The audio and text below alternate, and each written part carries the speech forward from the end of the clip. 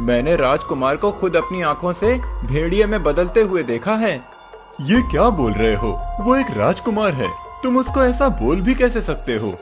मैंने देखा था, चांद निकलते ही राजकुमार अपना शरीर छोड़कर भेड़िए में बदल गए थे। भाई, सुबह सुबह बेवकूफ बनाने के लिए मैं ही मिला हूँ क्या तुम्हें? माना कि मैं भोला आदमी हूँ, पर इसका ये मतलब नहीं, तुम जो भी बोलोगे मैं यकीन कर लूंगा। भाई, मुझे क्या मिलेगा तुझे झूठ बोल के? तुम मेरी बात का यकीन करो, हमें ये गांव छोड़ना होगा, वरना हम भी उसका शिकार बन जाएंगे, सोहन की तरह। ये कहानी शुरू होती है उदयगढ़ राज्य के बसंत खेड़ी नामक गांव से, जहां राजा विक्रम सिंह का राज था। राजा महारानी वैशाली के साथ बहुत ही खुश थे। उनके जीवन में बस एक ही दुख था, संतान न होने का दुख। एक दिन महारानी ने राजा से कहा, इतने साल हो गए हमारे विवाह को, आज तक मैं आपको पिता बनने का सुख भी नहीं दे पाई हूँ। महारानी, आप ये सोच भी कैसे सकती हैं? ऊपर वाले का दिया हुआ सब कुछ है, एक ना एक दिन हम पिता भी बन जाएंगे, हमें पूरा यकीन है।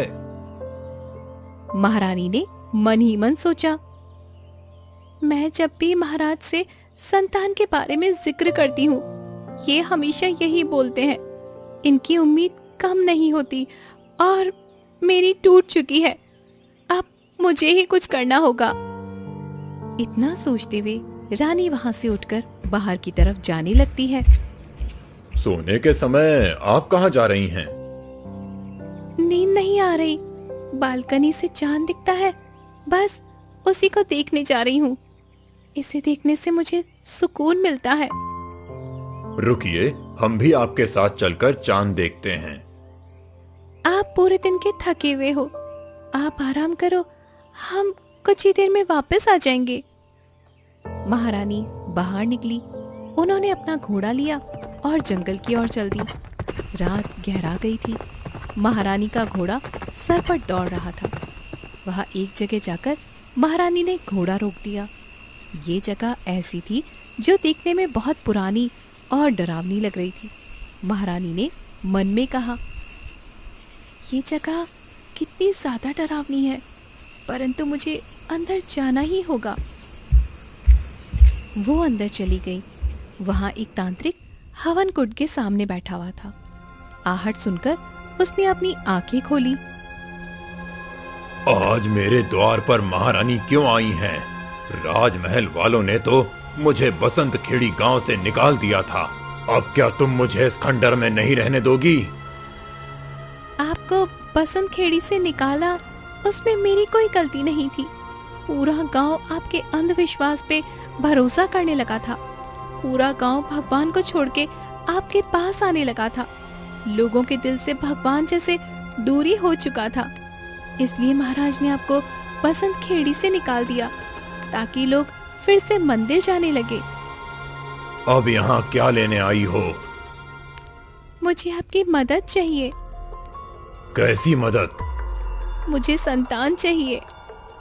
क्या महाराज जानते हैं कि तुम मुझसे सहायता लेने आई हो? उनको कुछ नहीं पता। आपके साथ जो हुआ उसको मैं बदल नहीं सकती। आप ही अपना दिल बड़ा कर लीजिए और मेरी मदद कीजिए। तुम मेरी चौखट पर आई हो, मैं तुमको मायूस नहीं करूंगा, मैं तुम्हारी मदद जरूर करूंगा। ये सुनकर रानी खुश हो गई। चंद्रमा की 11वीं तारीख को तुम मेरे पास फिर से आना और महाराज के सर का एक बाल जरूर लाना और एक ऐसे घर की मिट्टी जिस घर में 5 से ज्यादा मौतें हुई हों। महारानी उस समय संतान के लिए इतना तरस चुकी थी कि उनको ये भी अनुमान नहीं हुआ कि वो काले जादू का सहारा ले रही हैं। कितना खतरनाक साबित हो सकता था ये। तांत्रिक उनको जैसे जैसे बोलता गया, महारानी हाँ में सर हिलाती गई। महारानी उठकर महल की ओर चल दी। जब वो लौटी तो सुबह होने में कुछ ही देर बाकी थी। राजा आराम से सो रहे थे, इसलिए राजा को पता ही नहीं लगा महारानी पूरी रात कहाँ थी। कुछ दिन ऐसे ही बीत गए और चांद की 11 तारीख भी आ गई। महारानी ने राजा का एक बाल तोड़ा और गांव की ओर चल दी। गांव में कुछ दूरी पे चलकर महारानी चारों तरफ देखने लगी। मुझे उस घर को ढूंढना ही होगा जिस घर में 7 लोग जलकर एक साथ मरे थे। महारानी बहुत देर तक उस घर को रात के अंधेरे में ढूंढती रही और फिर महारानी को वो घर मिल ही गया। इस घर के अंदर तो उस दिन से लेकर आज तक कोई दिन में भी अंतर नहीं आया। जब से वो 7 लोग मरे हैं, दिन के समय यहाँ से लोग गुजरते भी नहीं है। मैं इसके अंदर कैसे जा सकती हूँ? महारानी की हालत डर से बहुत खराब थी। फिर भी उन्होंने हिम्मत की और अंदर चली गई। गहरी अजीब सी खामोशी थी उस घर में, लेकिन जैसे उस घर की एक दीवार के अंदर से कोई चीख कर रो रहा हो, ऐसा महसूस हुआ उन्हें। रानी ने जल्दी से उस घर की मुट्ठी भर से मिट्टी उठाई और जल्दी से वहां से निकल गई। वो सीधा तांत्रिक के पास आ गई और हाफते में बोली, ये लीजिए, जो आपने बोला था मैंने सब कुछ कर दिया। तांत्रिक ने राजा का बाल और वो मिट्टी हवन कुंड में डाली और फिर बोला, अब तुम जाओ। महाराज, मैं माँ तो बन जाऊंगी ना? हाँ, बन जाओगी, परंतु तुमको उसकी कीमत चुकानी होगी। मैं कोई भी कीमत चुकाने के लिए तैयार हूँ तांत्रिक बाबा, आप बस मुझे आदेश दीजिए। तुम महल जाओ। रानी महल की ओर चल दी। रानी के जाने के बाद तांत्रिक ने आंखें बंद करके कुछ मंत्र पढ़े और देखते ही देखते एक भेड़िया भागते हुए तांत्रिक के पास आया और आकर खड़ा हो गया। तांत्रिक ने आंखें खोली। प्यारे भेड़िए, आखिर तुम्हें मेरे दिल की आवाज खींची लाई। भेड़िया बिल्कुल खामोश था, जैसे वो तांत्रिक के वश में हो। तांत्रिक ने खंजर उठाया और भेड़िए पर वार कर दिया। भेड़िया एक ही वार में जमीन पर गिर गया। तांत्रिक ने उस भेड़िए के खून की कुछ बूंदें हवन कुंड में डाली और फिर से मंत्र पढ़ने लगा। उधर महल में कुछ ही दिन में महारानी ने एक सुंदर राजकुमार को जन्म दिया। राजकुमार के जन्म लेने से राजा बहुत ही प्रसन्न हुए और उन्होंने राज्य में मिठाइयाँ बंटवाई। राजा नन्हे राजकुमार को लेकर महारानी के पास बैठे हुए थे। महारानी, आपने हमें बहुत बड़ी खुशी दी, वरना हमने तो उम्मीद ही छोड़ दी थी। हम अपने बेटे का नाम दक्ष रखेंगे। रानी मुंह से कुछ नहीं बोली, परंतु मन ही मन बहुत दुखी होती है। वो राजा से सच नहीं बोल सकती थी। कुछ दिन ऐसे ही बीत गए। राजकुमार 21 वर्ष के हो गए।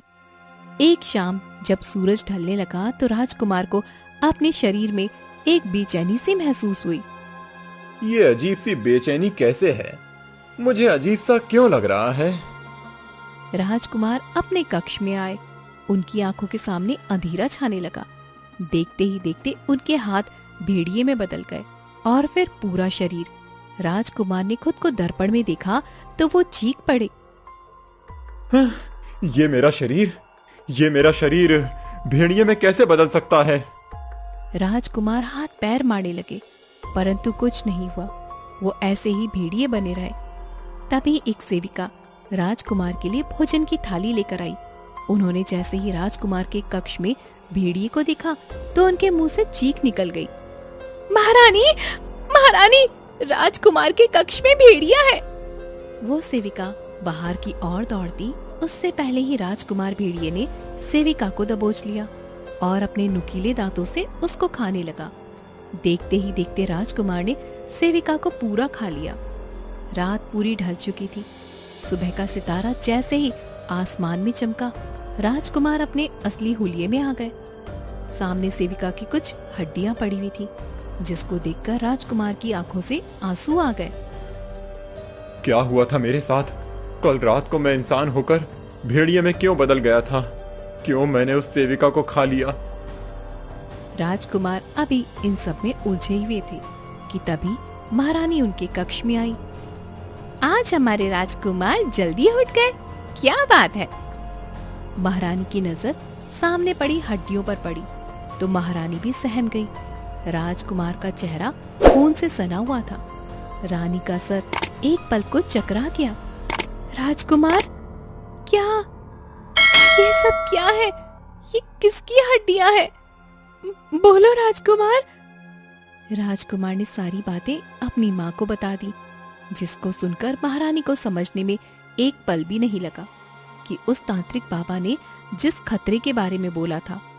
वो मन ही मन सोचने लगी, यदि महाराज को ये सब पता लग गया तो वो समझ जाएंगे कि यह सब तांत्रिक बाबा का ही जादू है, जिसके कारण महल में राजकुमार ने जन्म लिया। यदि उनको सच में पता लगा तो वो हमको मृत्यु दंड दे देंगे। रानी ने राजकुमार से कहा, महाराज को इस बारे में पता मत लगने देना, मैं कुछ सोचती हूँ बेटा। वो उठकर तांत्रिक के पास गई और उसे सारी बात बता दी। मैंने तो पहले ही कहा था आने वाले खतरे के बारे में।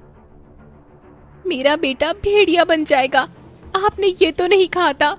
मुझे मेरे बेटे को ठीक करना है, जल्द से जल्द कोई उपाय बताइए, नहीं तो मैं महाराज को बता दूंगी कि आप यहाँ पर छुप कर रह रहे हैं। तुम्हारा बेटा अब कभी ठीक नहीं होगा। जैसे ही रात होगी वो भेड़िए में बदलता रहेगा, लोगों को खाता रहेगा, अपना शिकार ढूंढने हर रात निकलेगा। अब तुम जाओ यहाँ से। महारानी दुखी होकर महल लौट आई। शाम होने को थी। रानी ने देखा राजकुमार महल में नहीं है। वो भागते हुए राजा के पास गई। क्या हुआ, आप परेशान लग रही हैं? क्या आपने राजकुमार को कहीं देखा है? नहीं, देखा तो नहीं। क्या हुआ है, बताओ। रानी भागते हुए गांव की ओर भागी। रात अब पूरी तरह से हो गई थी। महारानी ने देखा राजकुमार एक लड़के को खींचकर पेड़ के पीछे ले जा रहा है। उसका पूरा शरीर भेड़िए में बदल चुका है। राजकुमार ने उस लड़के को मारकर खा लिया। रानी उसी जगह बैठकर रोने लगी। वो पूरी रात ऐसे ही बैठी रही।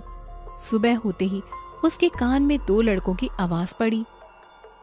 मैंने राजकुमार को खुद अपनी आंखों से भेड़िए में बदलते हुए देखा है।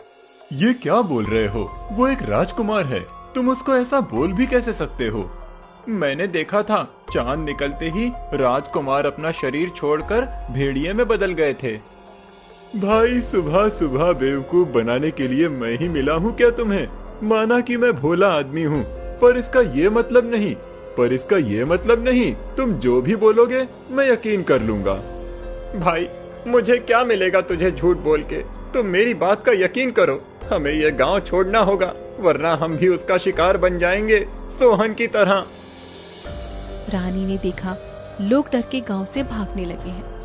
उनके राजकुमार की वजह से रानी ने अपनी तलवार निकाली और राजकुमार के सामने जाकर खड़ी हो गई। मैं अपने हाथों से तुमको मार दूंगी।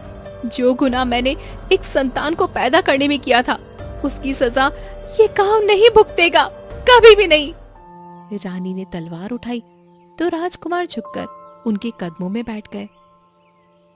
आप ठीक कह रही हो माँ, मुझे भी ये जिंदगी नहीं चाहिए।